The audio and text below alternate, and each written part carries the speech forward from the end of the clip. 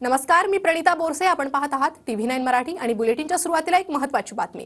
Times now नवभारत मॅट्रिकचा opinion poll समोर आलाय आणि या ओपिनियन पोलनुसार महायुती आणि महाविकास आघाडीत काटेकी टक्कर असल्याचं समोर येत आहे.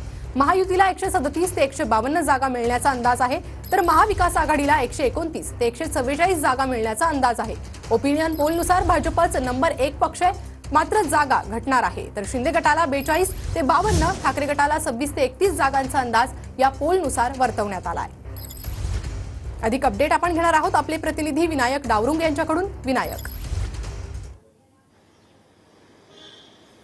प्रणिता बरोबर आहे. विधानसभेची लगबग महाराष्ट्रामध्ये सुरू झाली असंच म्हणावं लागेल, कारण सगळेच राजकीय पक्ष जे आहेत ते आपापल्या परीने तयारी करत आहेत. तर दुसरीकडे वेगवेगळे एक्झिट पोल जे आहेत ते येताना दिसत आहेत. वेगवेगळ्या एक्झिट पोलमध्ये कल जे आहेत ते कधी महायुतीच्या बाजूने तर कधी महाविकास आघाडीच्या बाजूने होताना आपल्याला पाहायला मिळतंय.